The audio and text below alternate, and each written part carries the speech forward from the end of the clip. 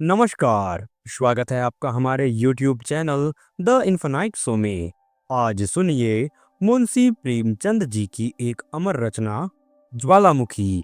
ज्वालामुखी मुंशी प्रेमचंद जी की एक प्रभावशाली कहानी है जो समाज में मौजूद असमानता, अन्याय और इंसानी भावनाओं के उथल-पुथल को उजागर करती है। इस कहानी में मानवीय संवेदनाओं की गहराई और विद्रोह के ज्वालामुखी जैसे विचारों का अद्भुत चित्रण किया गया है। इस कहानी को जरूर सुनें और प्रेमचंद के विचारों की गहराइयों को महसूस करें। डिग्री लेने के बाद मैं नित्य लाइब्रेरी जाया करता, पत्रों या किताबों का अवलोकन करने के लिए नहीं। किताबों को तो मैंने ना छूने की कसम खा ली थी। जिस दिन गजट में अपना नाम देखा, उसी दिन मिल और कैंट को उठाकर ताक पर रख दिया। मैं केवल अंग्रेजी पत्रों के वांटेड कालमों को देखा करता। जीवन यात्रा की फिक्र सवार थी। मेरे दादा या परदादा ने किसी अंग्रेज को गदर के दिनों में बचाया होता अथवा किसी इलाके का जमींदार होता तो कहीं नॉमिनेशन के लिए उद्योग करता, पर मेरे पास कोई सिफारिश न थी। शौक कुत्ते, बिल्लियों और मोटरों की मांग सबको थी, पर बीए पास करने का कोई पुरुषाहल न था। महीनों इसी तरह दौड़ते गुजर गए, पर अपनी रुचि के अनुसार कोई जगह न आई। मुझे अक्सर अपने बीए होने पर क्रोध आता था। ड्राइवर, फायरमैन, मिस्त्री, खानसामा या बावर्ची होता तो मुझे इतने दिनों बेकार न बैठना पड़ता। एक दिन मैं चारपाई पर लेटा हुआ एक पत्र पढ़ रहा था कि मुझे एक मांग अपनी इच्छा के अनुसार दिखाई दी। किसी रईस को एक ऐसे प्राइवेट सेक्रेटरी की जरूरत थी जो विद्वान, रसिक, सहृदय और रूपवान हो। वेतन 1000 मासिक। मैं उछल पड़ा। कहीं मेरा भाग्य उदय हो जाता और यह पद मुझे मिल जाता तो जिंदगी चैन से कट जाती। उसी दिन मैंने अपना विनय पत्र अपने फोटो के साथ रवाना कर दिया, पर अपने आत्मीय गणों में किसी से इसका जिक्र ना किया कि कहीं लोग मेरी हंसी ना उड़ाएं। मेरे लिए 30 रुपए मासिक भी बहुत थे। 1000 कौन देगा? पर यह दिल से ख्याल दूर ना होता। बैठे बैठे शेख चिल्ली के मंसूबे बांधा करता, फिर होश में आकर अपने को समझाता कि मुझ में ऐसे ऊंचे पद के लिए कौन सी योग्यता है। मैं अभी कॉलेज से निकला हुआ पुस्तकों का पुतला हूँ, दुनिया से बेखबर। उस पद के लिए एक से एक विद्वान, अनुभवी पुरुष मुंह फैलाए बैठे होंगे। मेरे लिए कोई आशा नहीं। मैं रूपवान सही, सजीला सही, मगर ऐसे पदों के लिए केवल रूपवान होना काफी नहीं होता। विज्ञापन में इसकी चर्चा करने से केवल इतना अभिप्राय होगा कि कुरूप आदमी की जरूरत नहीं, और उचित भी है, बल्कि बहुत सजीलापन तो ऊंचे पदों के लिए कुछ शोभा नहीं देता। मध्यम श्रेणी, तोंद भरा हुआ शरीर, फूले हुए गाल और गौरव युक्त वाक्य शैली एक उच्च पदाधिकारियों के लक्षण हैं, और मुझे इनमें से एक भी मयस्सर नहीं। इसी आशा और भय में एक सप्ताह गुजर गया और अब निराश हो गया। मैं भी कैसा ओझा हूँ कि एक बेसिर पैर की बात के पीछे ऐसा फूल उठा। इसी को लड़कपन कहते हैं। जहाँ तक मेरा ख्याल है, किसी दिल लगी बाज ने आजकल के शिक्षित समाज की मूर्खता की परीक्षा लेने के लिए यह स्वांग रचा है। मुझे इतना भी न सूझा, मगर 8वें दिन प्रातःकाल तार के चपरासी ने मुझे आवाज दी। मेरे हृदय में गुदगुदी सी होने लगी। लपका हुआ आया, तार खोलकर देखा, लिखा, स्वीकार है, शीघ्र आओ, ऐशगढ़। मगर यह सुख संवाद पाकर मुझे वह आनंद न हुआ जिसकी आशा थी। मैं कुछ देर तक खड़ा सोचता रहा। किसी तरह विश्वास न आता था, मगर किसी दिल लगी बात की शरारत है, मगर कोई मुआवजा नहीं। मुझे भी इसका मुंह तोड़ जवाब देना चाहिए। तार दे दूं कि 1 महीने की तनख्वाह भेज दो, आप ही सारी कलई खुल जाएगी। मगर फिर यह विचार किया, कहीं वास्तव में नसीब जगह हो तो इस उद्दंडता से बना बनाया खेल बिगड़ जाएगा। चलो, दिल लगी ही सही, जीवन में यह घटना भी स्मरणीय रहेगी। तिलसम को खोज ही डालूं, यह निश्चय करके तार द्वारा अपने आने की सूचना दे दी और सीधे रेलवे स्टेशन पर पहुंचा। पूछने पर मालूम हुआ कि यह स्थान दक्षिण की ओर है। टाइम टेबल में उसका वृतांत विस्तार के साथ लिखा था। स्थान अति स्मरणीय है, पर जलवायु स्वास्थ्यकर नहीं। हाँ, हष्ट-पुष्ट नवयुवकों का उस पर असर शीघ्र नहीं होता। दृश्य बहुत मनोरम है, पर जहरीले जानवर बहुत मिलते हैं। यथासाध्य अंधेरी घाटियों में ना जाना चाहिए। यह वृतांत पढ़कर उत्सुकता और भी बढ़ी। जहरीले जानवर हैं तो क्या करें? कहाँ नहीं है? मैं अंधेरी घाटियों के पास भूलकर भी ना जाऊंगा। आकर सफर का सामान ठीक किया और ईश्वर का नाम लेकर नियत समय पर स्टेशन की तरफ चला, पर अपने आलापी मित्रों से इसका कुछ जिक्र न किया, क्योंकि मुझे पूरा विश्वास था कि 2 ही 4 दिनों में फिर अपना समूह लेकर लौटना पड़ेगा। गाड़ी पर बैठा तो शाम हो गई थी। कुछ देर तक शिगार और पत्रों से दिल बहलाता रहा। फिर मालूम नहीं कब नींद आ गई। आंखें खुली और खिड़की से बाहर तरफ झांका तो उषा काल का मनोहर दृश्य दिखाई दिया। दोनों ओर हरे वृक्षों से ढकी हुई पर्वत श्रेणियां, उन पर चरती हुई उजली उजली गायें और भेड़ें सूर्य की सुनहरी किरणों में रंगी हुई बहुत सुंदर मालूम होती थी। जी चाहता था कि कहीं मेरी कुटिया भी इन्हीं सुखद पहाड़ियों में होती। जंगलों के फल खाता, झरनों का ताजा पानी पीता और आनंद के गीत गाता। यका एक दृश्य बदला। कहीं उजले उजले पक्षी तैरते दिखे और कहीं छोटी छोटी डोंगियों निर्बल आत्माओं के सदस्य डगमगाती हुई चली जाती थी। यह दृश्य भी बदला। पहाड़ियों का दामन में एक गांव नजर आया, झाड़ियों और वृक्षों से ढका हुआ, मानो शांति और संतोष ने यहाँ अपना निवास स्थान बनाया हो। कहीं बच्चे खेलते थे, कहीं गाय के बछड़े की कोल्ले करते थे। फिर एक घना जंगल मिला। झुंड के झुंड हिरन दिखाई दिए, जो गाड़ी की हाहाकार सुनते ही चौकड़ियां भरते दूर भाग जाते थे। यहाँ सब दृश्य स्वप्न के चित्रों के समान आंखों के सामने आते थे और एक क्षण में गायब हो जाते थे। उनमें एक अवर्णनीय शांतिदायिनी शोभा थी, जिससे हृदय में आकांक्षाओं के आवेग उठने लगते थे। आखिर ऐशगढ़ निकट आया। मैंने बिस्तर संभाला। जरा देर में सिग्नल दिखाई दिया। मेरी छाती धड़कने लगी। गाड़ी रुकी। मैंने उतरकर उधर देखा। कूलियों को पुकारने लगा कि इतने में 2 वर्दी पहने हुए आदमियों ने आकर मुझे सादर सलाम किया और पूछा, आपसे आ रहे हैं ना? चलिए, मोटर तैयार हैं। मेरी आंखें खिल गई। अब तक कहीं मोटर पर बैठने का सौभाग्य न हुआ था। शान के साथ जा बैठा। मन में बहुत लज्जित था कि ऐसे फटे हाल क्यों आया। अगर जानता कि सचमुच सौभाग्य सूर्य चमका है तो ठाट बाट से आता। खैर, मोटर चली। दोनों तरफ मौलश्री की सघन वृक्ष थे। सड़क पर लाल बजरी बिछी हुई थी। सड़क हरे भरे मैदान में किसी सुरम्य जलधार के सदृश बलखाती चली गई थी। 10 मिनट भी न गुजरे होंगे कि सामने एक शांतिमय सागर दिखाई दिया। सागर के उस पार पहाड़ी का एक विशाल भवन बना हुआ था। भवन अभिमान में सिर झुकाए खड़ा था, मगर संतोष से नीचे लेटा हुआ। सारा दृश्य काव्य, श्रृंगार और आमोद से भरा हुआ था। हम सदर दरवाजे पर पहुंचे। कई आदमियों ने दौड़कर मेरा स्वागत किया। इनमें से एक शौकीन मुंशी जी थे, जो बाल संवारे, आंखों में सुरमा लगाए हुए थे। जो मेरे लिए कमरा सजाया गया था, उसके द्वार पर मुझे पहुंचाकर बोले, सरकार ने फरमाया है इस समय आप आराम करें, संध्या समय मुलाकात कीजिएगा। मुझे अब तक इसकी कुछ खबर न थी कि यह सरकार कौन है। ना मुझे किसी से पूछने का साहस हुआ, क्योंकि अपने स्वामी के नाम तक से अनभिज्ञ होने का परिचय नहीं देना चाहता था। मगर इसमें कोई संदेह नहीं कि मेरा स्वामी बड़ा सज्जन मनुष्य था। मुझे इतने आदर सत्कार की कदापि आशा न थी। अपने सुसज्जित कमरे में जाकर जब मैंने एक आराम कुर्सी पर बैठा तो हर्ष से विहल हो गया। पहाड़ियों की तरफ से शीतल वायु के मंद मंद झोंके आ रहे थे। सामने छज्जा था, नीचे झील थी, शाम के केंचुल के सदृश्य प्रकाश से पूर्ण, और मैं जिसे भाग्य देवी ने सदैव अपना सौतेला लड़का समझा था, इस समय जीवन में पहली बार निर्विघ्न आनंद का सुख उठा रहा था। तीसरे पहर शौकीन मुंशी जी ने आकर इत्तला दी कि सरकार ने याद किया है। मैंने इस समय में बाल बना लिए थे। तुरंत अपना सर्वोत्तम सूट पहना और मुंशी जी के साथ सरकार की सेवा में चला। इस समय मेरे मन में यह शंका उठ रही थी कि मेरी बातचीत से स्वामी असंतुष्ट न हो जाएं और उन्होंने मेरे विषय में जो विचार स्थिर किया हो उसमें कोई अंतर न पड़ जाए। तथापि मैं अपनी योग्यता का परिचय देने के लिए खूब तैयार था। हम कई बरामदों से होते अंत में सरकार के कमरे के दरवाजे पर पहुंचे। रेशमी पर्दा पड़ा हुआ था।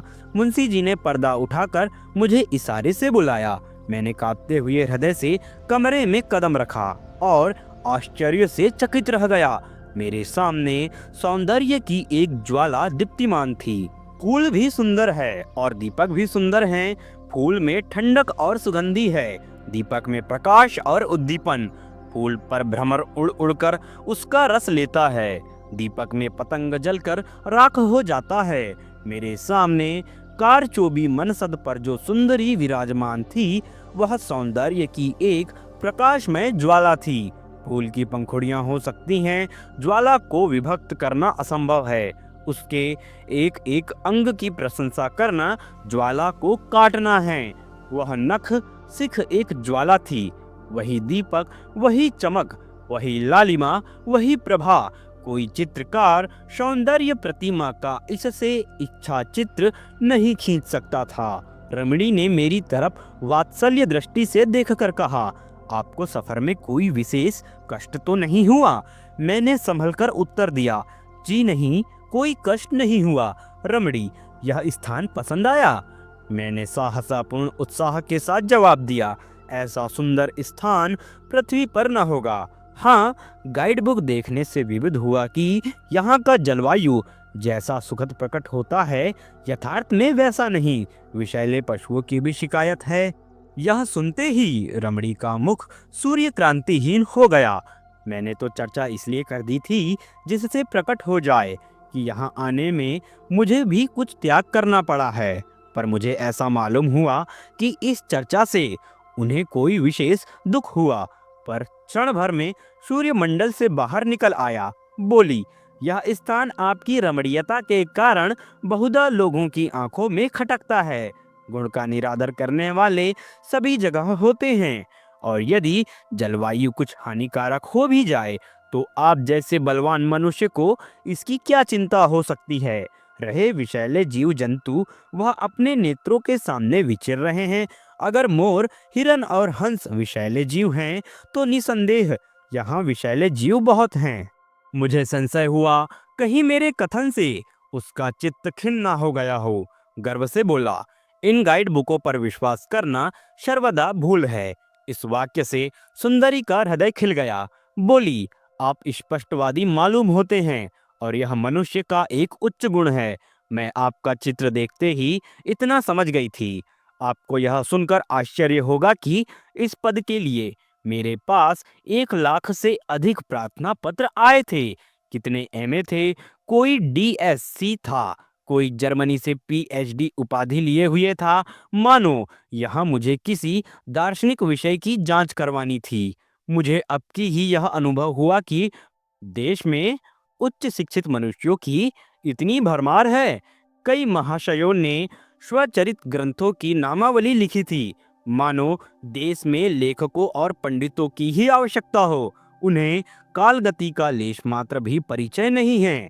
प्राचीन धर्म कथाएं अब केवल अंधभक्तों के रसावादन के लिए ही हैं, उनसे और कोई लाभ नहीं है। यह भौतिक उन्नति का समय है। आजकल के लोग भौतिक सुख पर अपने प्राण अर्पण कर देते हैं। कितने ही लोगों ने अपने चित्र भी भेजे थे। कैसी कैसी विचित्र मूर्तियां थी, जिन्हें देखकर घंटों हंसिए। मैंने उन सभी को एक एल्बम में लगा लिया है, और अवकाश मिलने पर जब हंसने की इच्छा होती है तो उन्हें देखा करती हूँ। मैं उस विद्या को रोग समझती हूँ जो मनुष्य को वनमानुष बना दे। आपका चित्र देखते ही आंखें मुग्ध हो गई। तत्क्षण आपको बुलाने को तार दे दिया। मालूम ही नहीं क्यों, अपने गुण स्वभाव की प्रशंसा की अपेक्षा हम अपने बाह्य गुणों की प्रशंसा से अधिक संतुष्ट होते हैं। मैं एक सुंदरी के मुख से तो वह चलते हुए जादू के समान है। मैं बोला, यथासाध्य आपको मुझसे असंतुष्ट होने का अवसर न मिलेगा। सुंदरी ने मेरी ओर प्रशंसापूर्ण नेत्रों से देखकर कहा, इसका मुझे पहले ही से विश्वास है। आइए कुछ काम की बातें हो जाएं।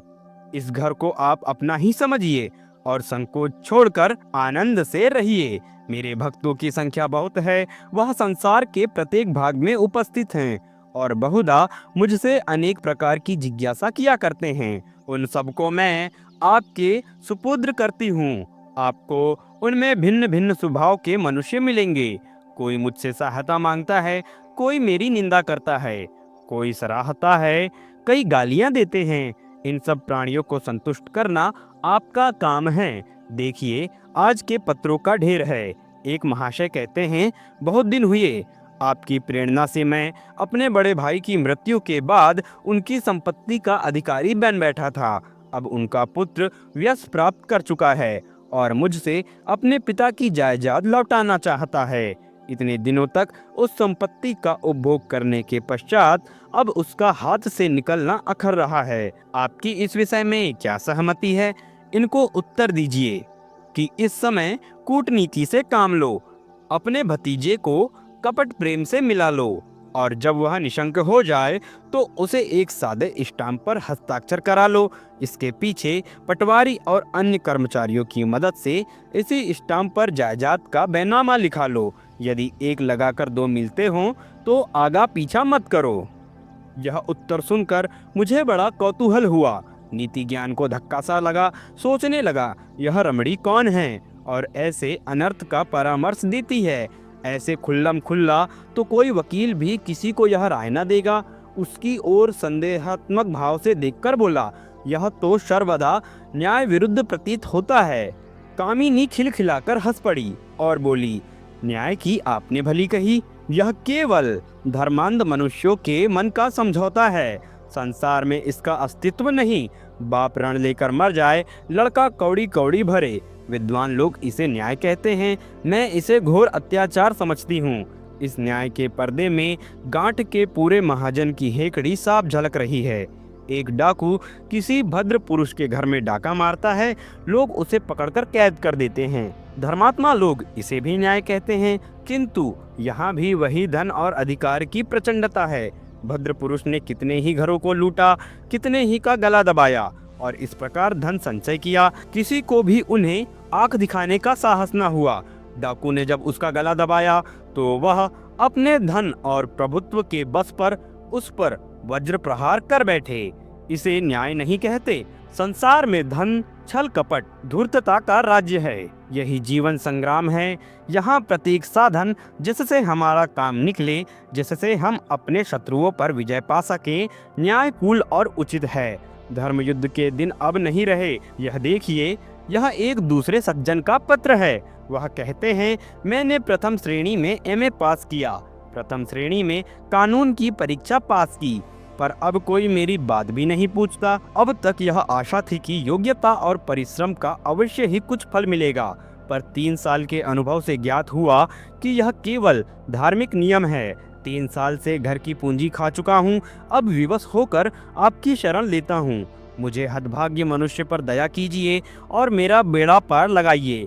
इनको उत्तर दीजिए कि जाली दस्तावेज बनाइए और झूठे दावे चलाकर उनकी डिग्री करा लीजिए। थोड़े ही दिनों में आपका कलेश का निवारण हो जाएगा। यह देखिए, एक सज्जन और कहते हैं, लड़की शाइनी हो गई है। जहाँ जाता हूँ लोग दायजा की गठरी मांगते हैं। यहाँ पेट की रोटियों का ठिकाना नहीं। किसी तरह भलमानसी निभा रहा हूँ। चारों ओर और निंदाएं चल रही है। जो आज्ञा हो उसका पालन करूँ। इन्हें लिखिए, कन्या का विवाह किसी बुढ़े खर्राट सेठ से कर दीजिए। वह दायज लेने की जगह कुछ उल्टे और दे जाएगा। अब आप समझ गए होंगे कि ऐसे जिज्ञासुओं को किस ढंग से उत्तर देने की आवश्यकता है। उत्तर संक्षिप्त होना चाहिए। बहुत टिका टिप्पणी व्यर्थ होती है। अभी कुछ दिनों तक आपको यह काम कठिन जान पड़ेगा, पर आप चतुर मनुष्य हैं। शीघ्र ही आपको इस काम का अभ्यास हो जाएगा। तब आपको मालूम होगा कि इससे सहज और कोई उपाय नहीं है। आपके द्वारा सैकड़ों दारुण दुख भोगने वाले का कल्याण होगा और वह आजन्म आपका यश गाएंगे। मुझे यहाँ रहते 1 महीने से अधिक हो गया, पर अब तक मुझ पर यह रहस्य न खुला कि यह सुंदरी कौन है, मैं किसका सेवक हूँ, इसके पास इतना अतुल धन, ऐसी ऐसी विलास की सामग्रियाँ कहाँ से आती है। जिधर देखता है ऐश्वर्य ही का आडंबर दिखाई देता है। मेरे आश्चर्य की सीमा न थी, मानो किसी तिलिस्म में फंसा हूँ। इन जिज्ञासाओं का इस रमणी से क्या संबंध है, यह भेद भी ना खुलता था। मुझे नित्य उससे साक्षात होता था। उसके सम्मुख आते ही मैं अचेत सा हो जाता था। उसकी चितवनों में एक आकर्षण था जो मेरे प्राणों को खींच लिया करता था। मैं वाक्य शून्य हो जाता, केवल छिपी हुई आंखों से उसे देखा करता था। पर मुझे उसकी मृदुल मुस्कान और रसमयी आलोचनाओं तथा मधुर काव्यमय भावों में प्रेमानंद की जगह एक प्रबल मानसिक अशांति का अनुभव होता था। उसकी चितवनें केवल हृदय के बाणों के समान छेदती थी। उसके कटाक्ष चित्त को व्यस्त करते थे।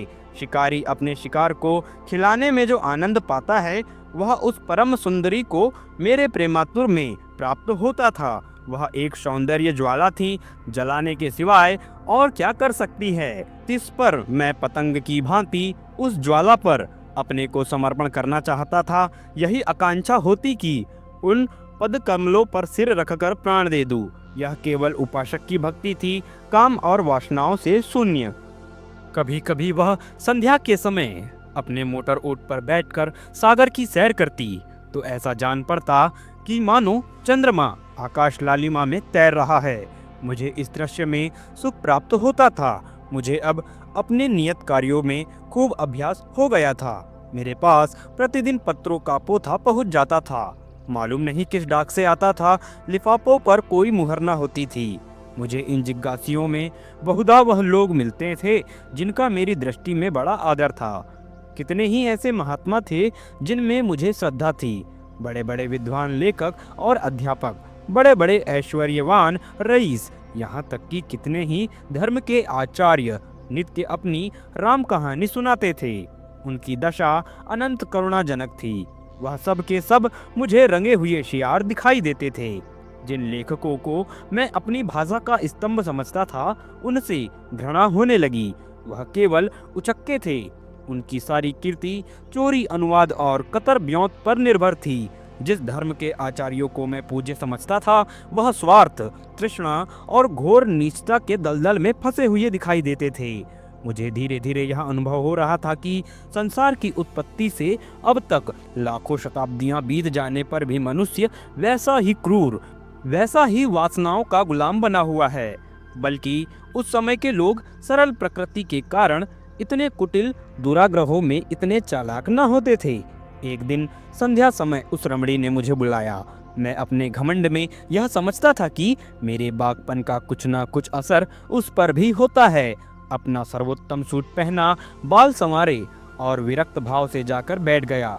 यदि वह मुझे अपना शिकार बनाकर खेलती थी तो मैं भी शिकार बनकर उसे खिलाना चाहता था। जो ही पहुंचा, उस लावण्यमय वाणी ने मुस्कुराकर मेरा स्वागत किया, पर मुख चंद्र कुछ मलिन था। मैंने अधीर होकर पूछा, सरकार का जी तो अच्छा है?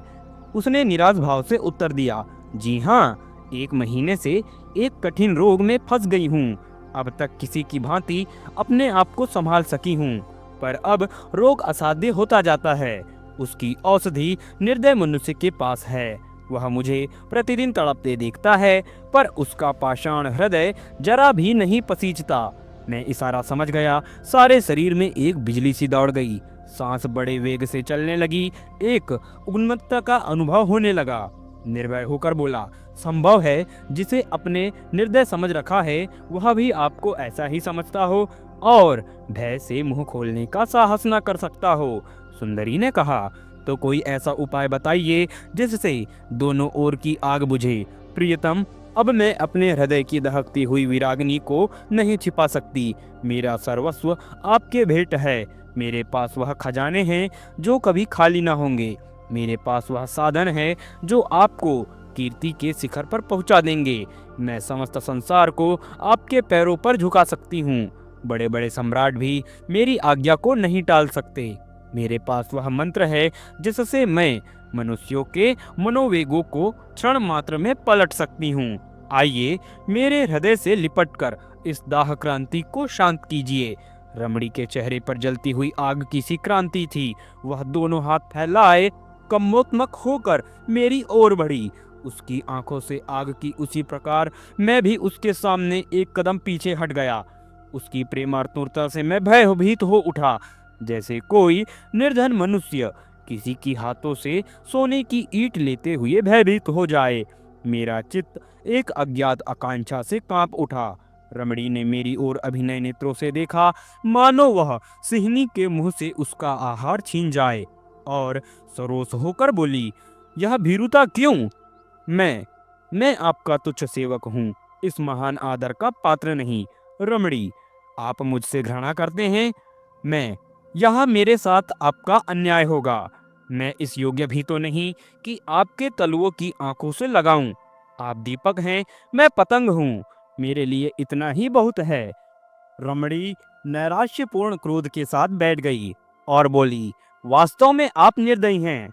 मैं ऐसा न समझती थी। आप में अभी तक अपनी शिक्षा के कुसंस्कार लिपटे हुए हैं। पुस्तकों और सदाचार की बेड़ी आपके पैरों से नहीं निकली। मैं शीघ्र ही अपने कमरे में चला गया और चित्त में स्थिर होकर जब मैं इस घटना का विचार करने लगा तो मुझे ऐसा मालूम हुआ कि अग्निकुंड में गिरते गिरते बचा। कोई गुप्त शक्ति मेरी सहायक हो गई। यह गुप्त शक्ति क्या थी? मैं जिस कमरे में ठहरा हुआ था उसके सामने झील की दूसरी तरफ एक छोटा सा झोपड़ा था। उसमें एक वृद्ध पुरुष रहा करते थे। उनकी कमर तो झुक गई थी, पर चेहरा तेजमय था। वह कभी कभी इस महल में आया करते थे। रमणी न जाने क्यों उनसे घृणा करती थी, मन में उनसे डरती थी। उन्हें देखते ही घबरा जाती, मानो किसी असमंजस में पड़ी हुई है। उसका मुख फीका पड़ जाता, जाकर अपने किसी गुप्त स्थान में मुंह छिपा लेती। मुझे उसकी यह दशा देखकर कौतूहल होता था। कई बार उसने मुझसे भी उनकी चर्चा की थी, पर अत्यंत अपमान के भाव से वह मुझे उनसे दूर दूर रहने का उपदेश दिया करती थी। और यदि कभी मुझे उनसे बातें करते देख लेती तो उसके माथे पर बल पड़ जाते थे। कई दिनों तक मुझसे खुलकर न बोलती थी। उस रात को मुझे देर तक नींद नहीं आई। उधेड़ बुन में पड़ा हुआ था। कभी जी चाहता, आओ आंख बंद करके प्रेम रस का पान करें, संसार के पदार्थों का सुख भोगो, जो कुछ होगा देखा जाएगा। जीवन में ऐसे दिव्य अवसर कहाँ मिलते हैं। फिर आप ही आप मन खिंच जाता था, घृणा उत्पन्न हो जाती थी। रात के 10 बजे होंगे कि हठात मेरे कमरे का द्वार आप ही आप खुल गया और वही तेजस्वी पुरुष अंदर आए। यद्यपि मैं अपनी स्वामिनी के भय से उनसे बहुत कम मिलता था, पर उसके मुख पर ऐसी शांति थी और उनके भाव ऐसे पवित्र तथा कोमल थे कि हृदय में उनके सत्संग की उत्कर्षता होती थी। मैं उनका स्वागत किया और लाकर एक कुर्सी पर बैठा दिया। उन्होंने मेरी ओर दया भाव से देखकर कहा, मेरे आने से तुम्हें कष्ट तो नहीं हुआ? मैंने सिर झुकाकर उत्तर दिया, आप जैसे महात्माओं का दर्शन मेरे सौभाग्य की बात है। महात्मा जी निश्चिंत होकर बोले, अच्छा तो सुनो और सचेत हो जाओ। मैं तुम्हें यह चेतावनी देने के लिए आया हूँ, तुम्हारे ऊपर एक घोर विपत्ति आने वाली है। तुम्हारे इस समय इसके सिवाय और कोई उपाय नहीं है। यहाँ से चले जाओ। यदि मेरी बात न मानोगे तो जीवन पर्यंत कष्ट भोगोगे और इस मायाजाल से तुम कभी मुक्त नहीं हो सकोगे।